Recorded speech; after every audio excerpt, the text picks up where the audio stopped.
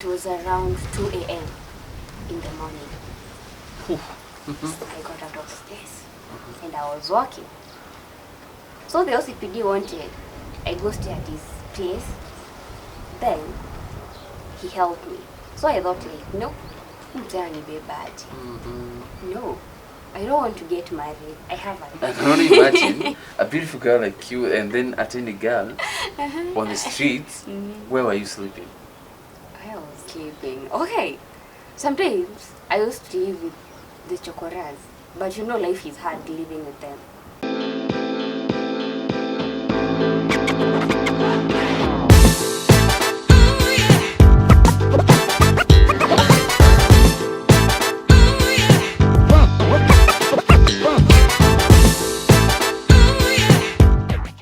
Hello guys, this is Gendy, and once again we're here at with our story, my story, my motivation, where we are transforming lives. And today we have a beautiful lady here, as you can see her. She's Elsie. She has a story that is going to inspire you, and let's hear her story. How are you, Elsie? I'm fine. Welcome. Thank you. And who is Elsie? Elsie is a student at Arvest College, taking food and beverage. I'm on my second year.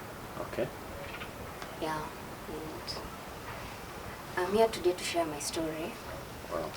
How my life has been, and how I came to overcome all that. The challenges, things that we do, thinking that we're on the right track, Yeah, sure. but we are not. Okay. So, I know our viewers are wondering, does this young girl has a story? What story does this girl has? And without wasting time, let's start where all this started. all this started when I was in class 7. I started living with my grandfather when I was in class 6. Then there was this time I got sick. I was at school. Okay. Then my grandfather was around. I was taken to the hospital. And so many things were said. Oh, Elsie Njeri permission too. You know, the stuff. Nah, it was like a routine. I'm getting sick every time and then. And life wasn't that easy. I had to struggle with that. I'm schooling and my mom was not that well off. She was not educated. Yes, alikuwa na chance kwenda shule, but you know, unaona wewe ni mrembo, blah blah blah. You don't want to study. Sure. At shule, so she got married. So my grandfather had to take me in to educate me. Today, I'm the only one who has finished school in my family. Yeah. Yeah. My dad, not educated. My mom, not. My brother, no. Your elder brother? Yeah. Okay. Then me, then my sister. My sister alimaliza class 8 juzi. I thank God for that. So, I was in class 8 when my mom passed on. Okay. It was during my birthday when she passed on, and it was hard to accept it and to let go. Then I can say that is where my main problem started from. Wait. Your mom died on your birthday? Yeah. It was on 28 February 2014. 6 a.m. in the morning. I still remember that. I cannot forget. It must have been hard for you. It was very hard for me. But you know, you have to let go and move on with life. Sure. And after that, after my mom passed on, I was living with my stepdad. But they have been raised up by my stepdad too. The father to my sister. He has raised me. And I used to blame my stepdad because of the reason why my mom passed on. Actually, I used to. Until the time I had to let go and say, I have to forgive this person, because if I don't forgive them, I'll be carrying a burden that is not mine. That's true. I used to blame him. I remember there was a time tulirudishiana maneno, me and him, and it was not good. Then after that, it was 1 year passed. He committed suicide. That was when I was in Form 1. Then, his family side used to blame me because I was the last person to talk to him. I was being asked, what did you guys talk about? What did you guys say? Like, what were you talking about? What did he tell you? I told them nothing. The only thing he talked about was, nimekuja midterm and what do you need? Because tulikuwa tushaongea, tusharudiana, tumekuget in good terms. Yeah. So when I was in Form 2, I ran away from home. Form 2, was it Form 2 term 1 or I don't remember very well, but it was in 2016. Because of 1, 2, 3 reasons, I ran away from home. There's a place called Kiamaina in Nyahururu. Kiamaina, I know that place. And I started living there, children's home. I don't remember the name very well. That is where I started living. For 2 weeks, life was hard. I'm not used to such kind of a life.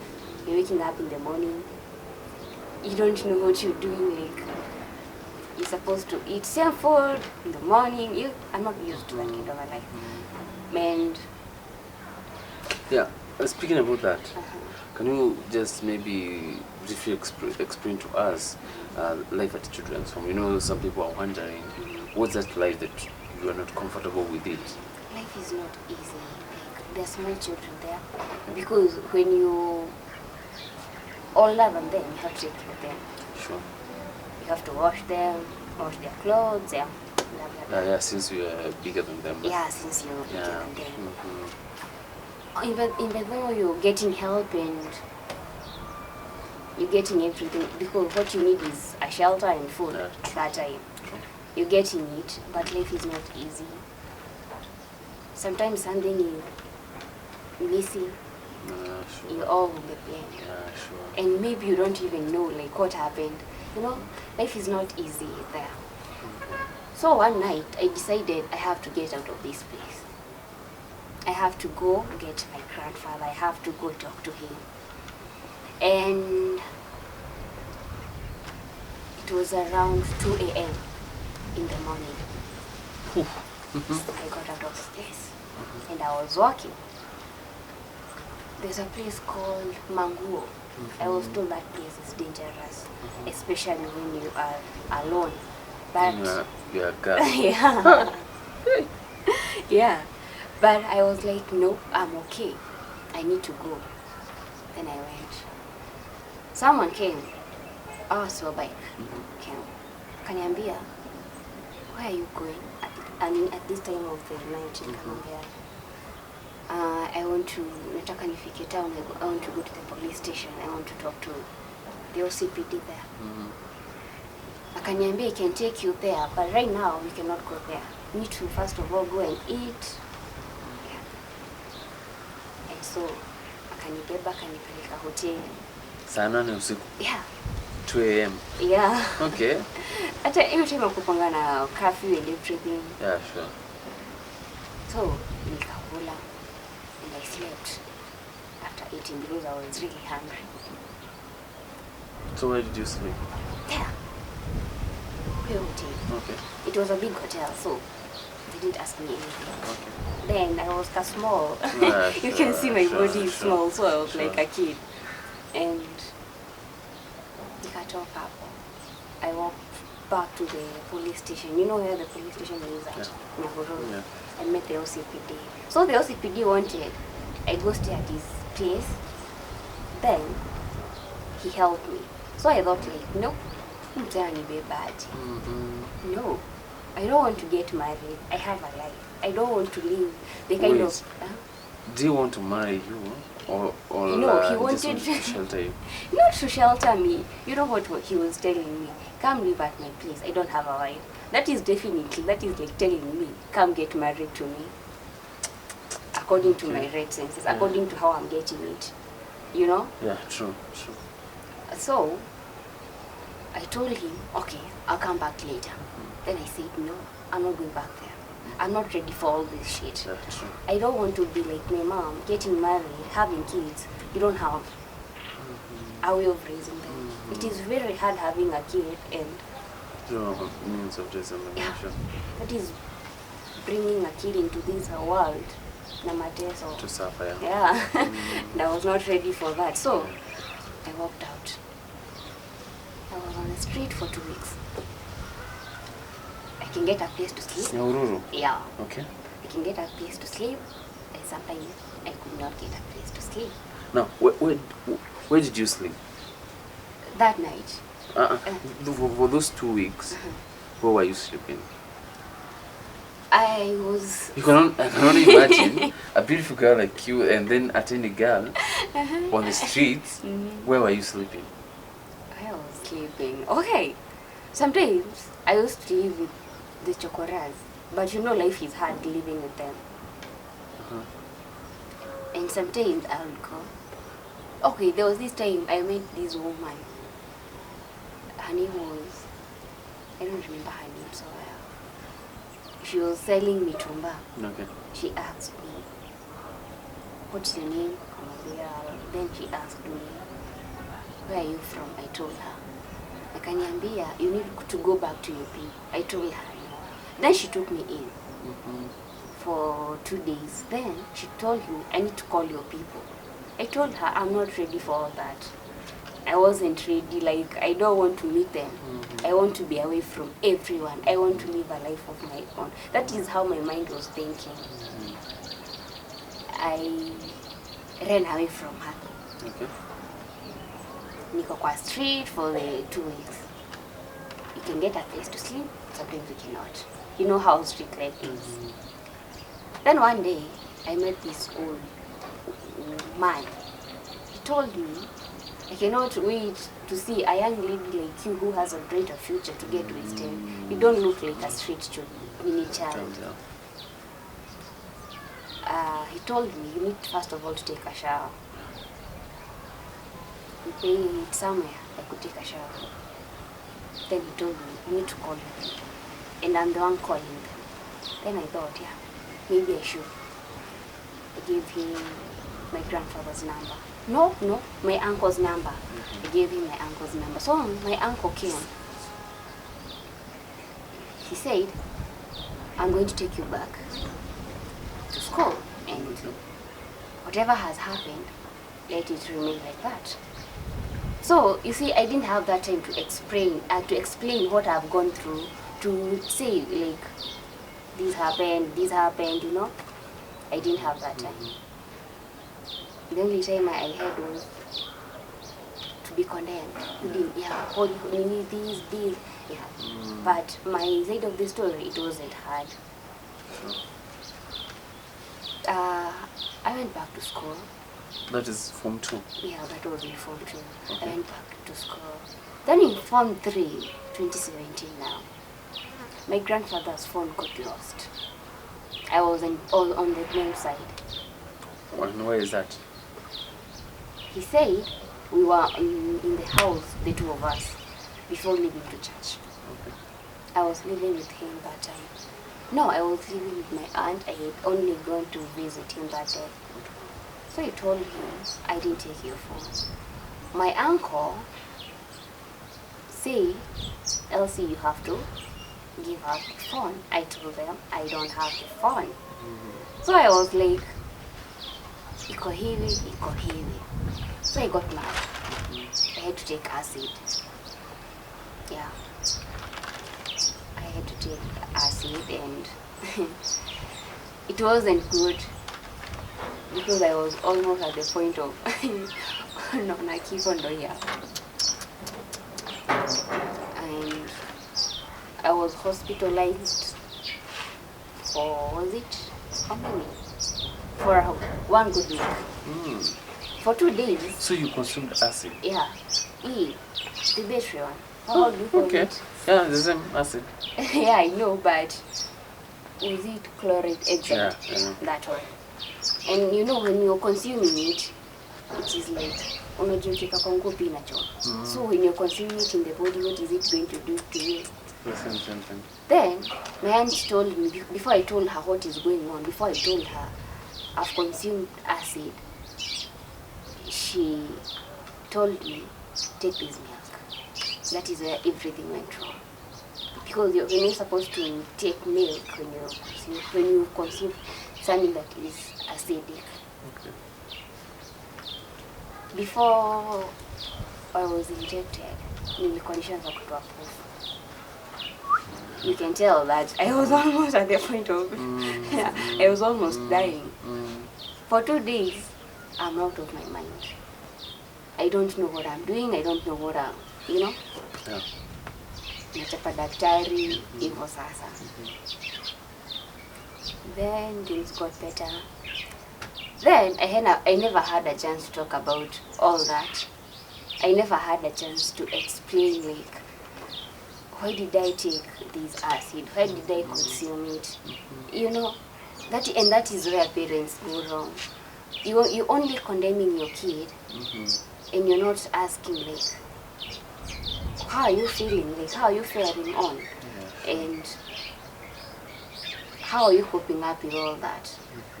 They never have that chance. The only chance they have is condemning you each and every time. And that is wrong. You need to sit your kid down, ask them, how did this? Yeah, what you're going through. You speak to them. And before I took that acid, I tried to stab myself with a knife. Then I said, this is painful. I need to take something that is not even painful. I need to something that will kill me slowly. Nikeka kisu kando. Then nikaona ndo ile acid. I'm going to consume that. I'm going to wait until everyone has slept and I'm alone. And that is what I waited. Then that was it. After 1 week, being hospitalized. Yeah, after 1 week. Then nothing happened. I was only being condemned of doing this. Still in the phone. Yeah. Now the acid thing. Yeah. Then life was okay. But I still had the suicidal thought. That is how I started having suicidal thoughts. I still used to have suicidal thoughts. Maybe that is one thing I've been struggling with. That is one thing that I've not been able to overcome. But I guess maybe one day, one time I will. Sure. Then, that was in 2017. When I was in Form 4, life was good, I can say. But, life was good. After Form 4, I joined college at West. Okay. And now this time my uncle called me at his place. And the same uncle. Yeah, the same uncle who was coming to my rescue. Okay. He called me and told me he needed my help. And since we were in good terms and I didn't see anything wrong with that. I talked to my grandfather.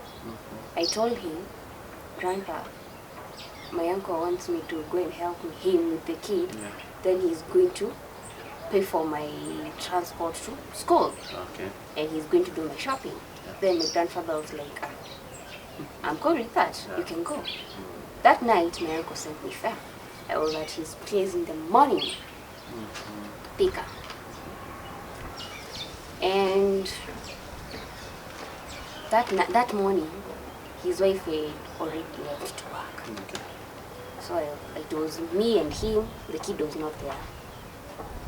The kid had already left with her mom too. So it was us in the house, the two of us. I don't want to talk about this, but I understand. I tried to talk to my grandparents, my aunties, but I don't think they took it serious. But this is something that, you know, if something happened to your mom and it was not rectified, definitely it's going to come back to you.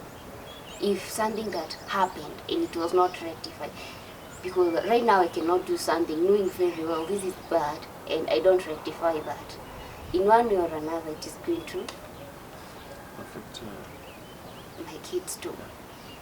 And that is the same thing that happened to me. So I know our viewers are wondering, what is that thing that you're talking about that can be spread over the offsprings, and what happened that happened to you that had happened to your mom? Okay, my mom had a kid with her uncle.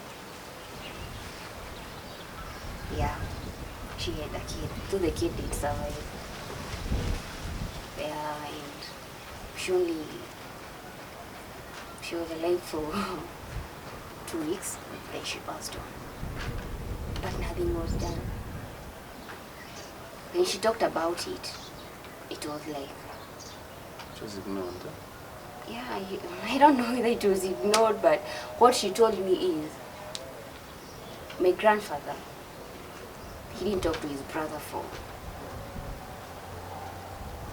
I don't know for how long, but that is not the solution. True. You cannot stay without talking to your brother in the name of Justice. Yeah, that is not justice. Sure. And the same thing happened to me, though I didn't get a kid. But when I talked about it, it was like I'm saying a lie. So My uncle said she's lying. I so told him. your uncle Yeah. took advantage of you. Yeah, I told him, why can't I call my grandfather, you and I, we sit down there, you say it when I'm there, rather than us, you calling over the phone and I calling over the phone. It is something that is not logic. You need to go, sit down and say it. You took advantage of me and this is what's supposed to be done. It was like Elsie is lying. One of my auntie believed me and she really supported me. And I thank her for that. And after that, that is how I started using drugs. Because you cannot, that was in 2019. Then in 2020, I was really mad about all that. That happened in 2020 January. The story with my uncle. I talked about it until February. Nothing is being done. I also get tired, and it is depressing me. It is eating me up. And that is how I started using drugs. I was like, I need to get this thing out of my mind. I need to get over it. And the only thing I could do, my ex-boyfriend told me, you know what you can do, Elsie? Start using drugs. And that is how where people go wrong. Because you cannot use drugs to forget something.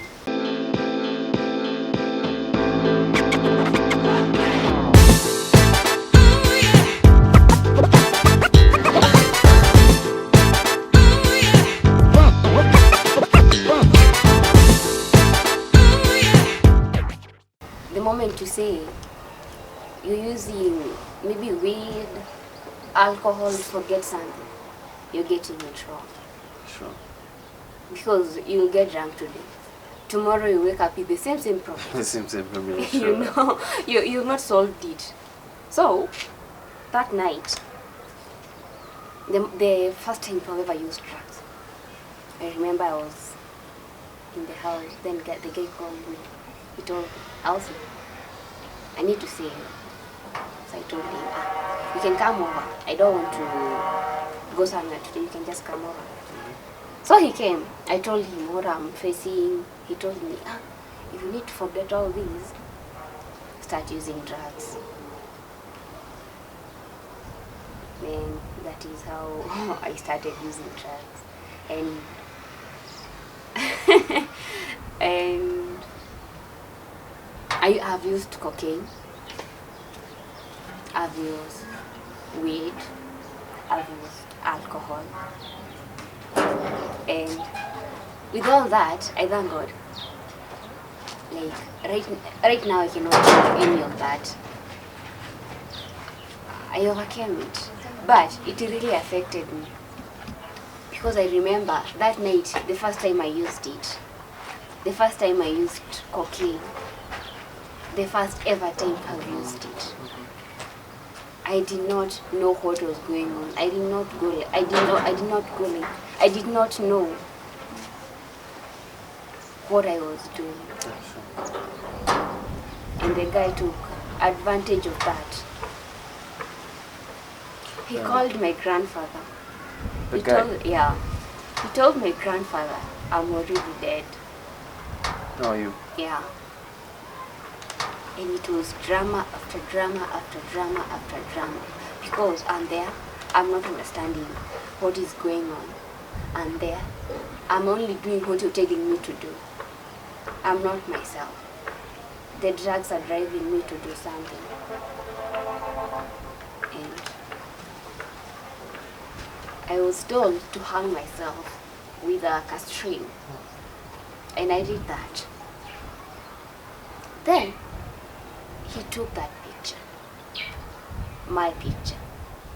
He sent it to my grandfather. I was not understanding myself. Maybe I always regret meeting this guy. Because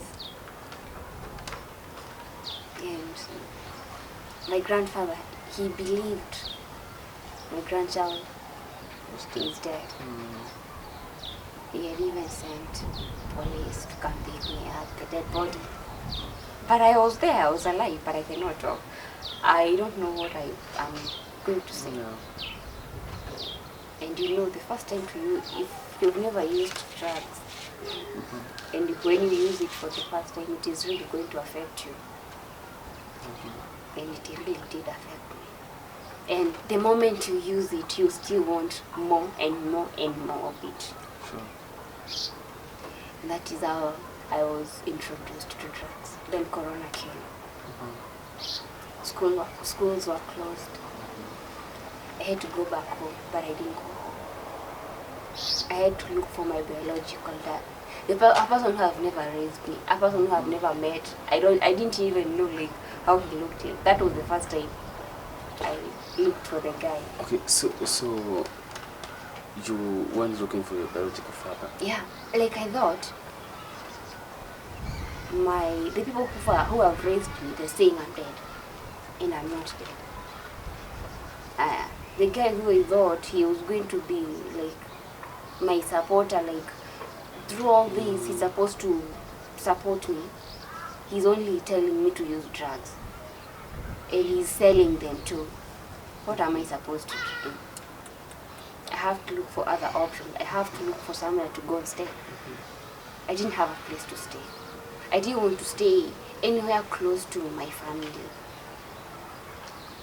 And there is Corona. I had to look for my biological dad. Then my biological dad is a drunkard. So I'm running away from this. Then this is what I'm going to. Yeah, this is what I'm going to meet. He's a drunkard. So many women coming in, getting out. That life was hard, and I didn't like it. But I had to familiar. You know, you have nowhere to go. That's a better place. Yeah, you have nowhere to go. Like, where are you going? Yeah, I stayed there. Then one day he told me. What did he tell me?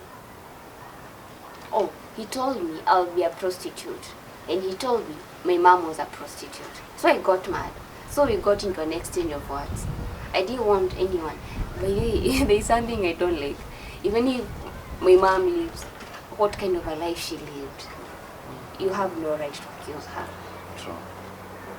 That is my mom, and that is not his mom, and that is nobody's mom. It is my mom. And whenever you want to attack me with my mom, it doesn't go right. So we got into an exchange of words, and I told him, I'm going to leave your place. Actually, since I was young, you don't know what I've been eating, how I've been schooling. You know nothing about all that. So you have no right to accuse me in any way. And his brother gave me 1,500 shillings. He told me, go to your people, go talk to them about all that happened. Let them listen. And I went. So when I went to my grandmother's place, what she told me. The grandmother from your mother? Yeah, from my mother's side. And this grandfather you're talking about? He's my mom's dad. Oh, okay. And the brother I'm talking about, the uncle I'm talking about, he's my mom's brother. Okay. And that is how I went to my grandmother's place. After going to my grandmother's place, she didn't want to hear my side of the story. She was only telling me, this is how you did it, this is, you're not having that time of, this is what happened. And this is the reason why I did this. I wasn't getting that time to explain everything. Then I told her, I'm leaving. I know very well I have nowhere to go. I know very well I have nowhere to live, but I had to leave. And I told her, tomorrow in the morning, sure, I'm going. And I left. I left the place early in the morning. I came back to Nakuru. After coming back to Nakuru, I was told, what was I told? Okay, I called a friend. She wasn't around. And what I had to do is look for somewhere to stay. And I looked for somewhere to stay, and I stayed for 1 good week. Then life was hard. Then I remembered there was this auntie of mine who used to support me concerning my uncle's story. Yeah. Then I called her and I told her, auntie, you know what? This thing is eating me up. Like, in as much as you guys want me to forget about it, I cannot. It is not easy that you just wake up in the morning and you forget about something. It is a trauma you're living with. That's true. And if you don't get a listening ear, no one is going to listen. You're not going to hear. You need to hear. She told me, what I can help you do is, and she told me, okay, I told her everything. She told me, the only way I can help you, because you cannot go back to the past. You cannot go accusing your uncle forever. Sometimes you have to forgive. You have to let go, forgive and let go. Yeah. But I know it's very hard to forget. Yeah, it is hard. So she told me, I'm going to take you somewhere. Because you also need to stop using drugs. And I guess I wasn't ready to stop using drugs. I was already an addict by then. Okay, she took me somewhere where I got guidance on what to do and how to live with all that. And how to let go, like slowly letting it go. But honestly, I've never let go, because my uncle also needs to say, like, I'm sorry. Yeah, sure. I'm your uncle, I'm supposed to be your dad. Yeah. I'm supposed to help me, I'm supposed to be your guardian. show you the way. And by then,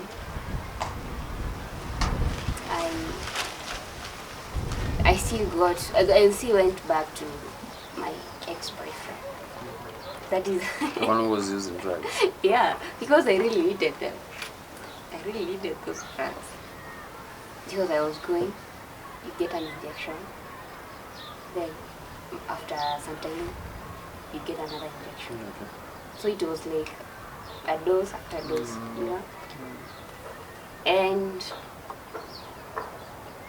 that is how my life was. Drugs after drugs, drugs after drugs. And life was hard by then. So one day I woke up. That was last year, 2020. Yeah, that was last year. One day I woke up and asked this guy, how much do you gain using drugs? Okay, how much do you gain when you're selling drugs? He told me this amount. And I asked him, what do you do with the money? He told me nothing. I totally see nothing. Like, I don't see the benefit of selling this. But if I'm eating, and that is okay. I told him, then we need to stop. Like, I had this urge, I need to stop using this thing. And I had this feeling, if he's not willing to do so, I have to let this guy go. I have to. So the last time I was injected, that was in December last year. That was the last time I got an injection. And that was the last time I've ever seen that guy. But alcohol, it was hard to stop using alcohol. So the last time you used drugs was... No, okay, the last time I used coke, yeah, you know. The injection? Yeah. The last time I used alcohol was this year. Before I married this guy. His name is Richard. So I met the guy, and I once called him and I was really drunk. And I called him. Richard? Yeah. I called him, and I told him the drugs that I'm using. Okay. I always take alcohol. He told me I cannot date a lady who is taking alcohol. And himself was using the... No, he doesn't use any drug. He doesn't use anything. So I told him, I don't know how I'm going to stop using alcohol. So what he told me is, I'm going to help you. Whenever you feel like you want to get high, call me, tell me. Then I'll tell you what to drink. And with that is how I stopped taking it. That is how I stopped taking alcohol. Using drugs, it was my decision because I thought it is not helping me in any way. It is not adding any benefit in my life. And so, why was I sharing this story? Why I was sharing this story is, if I only had a listening ear, if my guardians could have listened to me, if they could have told me, sit down, see what happened, I'm pretty sure I could not have ended up using drugs, living a life on the street, living like, I don't know, like, sometimes I can just walk out of that door. Go, like, I just feel like I want to go far away from people. I don't want to be near anyone. And that is a problem. Sometimes I just feel like I want to wake up, take my life away. Because with all this that has been happening, it is not normal. And one thing that I've not said, my uncle's case, he was not the first one. I've remembered when I was in class 7 too. His brother also tried to take advantage of me. So this is something another that, uncle. yeah, a different one. When I was in high school, so the same thing still happened. This is something that I need to sit them down. My grandfather needs to be there. Sure. And that is why I've not gotten over it. Even in as much as people say you need to get over something, you don't have to dwell in your past. Yeah. I need to talk to them, tell them, this is how I'm feeling about this. Yes. Even though my uncle who tried to do it when I was in class 7 apologized to me. He did apologize and I told him it's okay. But what step has my people taken? What precaution have they taken? Yeah, sure. You only see someone like, you're okay, but you're not. You're living a life, but you're not. So like yesterday, I was coming back home and I felt I should not go back there. And you know one thing with me, I don't know how to make a decision then stick with it. I was coming from Nairobi, nimefika town, and I'm like, I'm not going back there. I need to be away from everyone. I need to go. I need to run away. And that was my plan. So if I don't talk to someone before I take that action, trust me, I'll take that action. So my problem is, the moment I used drugs have effect. I'm not able to stick with that decision. And I guess I'm sick. Because you cannot just wake up. When you are sleeping, you're very okay. In the morning, you're not. You cannot wake up. You're having a suicidal thought out of something small. And that is something I'm struggling with. And as much as I can laugh, I can make fun out of everything. I also have my own struggles, and I know everyone has their own struggles. So if I don't sit people down and tell them, man, you need to hear me, you need to listen to me. You know you did this wrong. Accept it. Let's talk about it. Let's say this is what needs to be done. This is how you're going to rectify that. I don't have to live a life of I'm blaming you, and I'm also like, I feel so low of myself. I feel like I don't have that self-love. And self-love is more important. And everyone can define how self-love is to them. And I've written a poem about self-love. So how you want to take it? So, personally, I don't feel like I have that self-love to me. I feel like I lost it. I think you should get a psychiatrist to talk to you over these, and you need some mental thing. Yeah, as much as I need that, is my uncle willing to talk to me, tell me, Elsie, this happened, and I know it's a mistake. How do I rectify it? How do we rectify that? How do we get into terms? It is not good when you say you have a family, but you only talk to a few. Yeah, sure. It is not good. And you know, one very funny thing, his wife supported him. And that is where I got mad. What if your uncle today apologized to you? Would you just let go? He apologizes to me. Then he tells my grandparents I was wrong to say she is lying. And I was wrong to justify myself. That is what I need him to say, nothing more. Because I cannot live, I'm living, and I'm very okay, and he's very okay, his life is moving on, but mine, I'm still living on the past. I understand. You know, most of the time people will tell you, try and overcome this, but they've never been there. Yeah, you know. You're the one who have gone through that, and you're the one who feels the pain. Yeah. Then there's one thing I also needed to be clear on. When you know something that has happened to your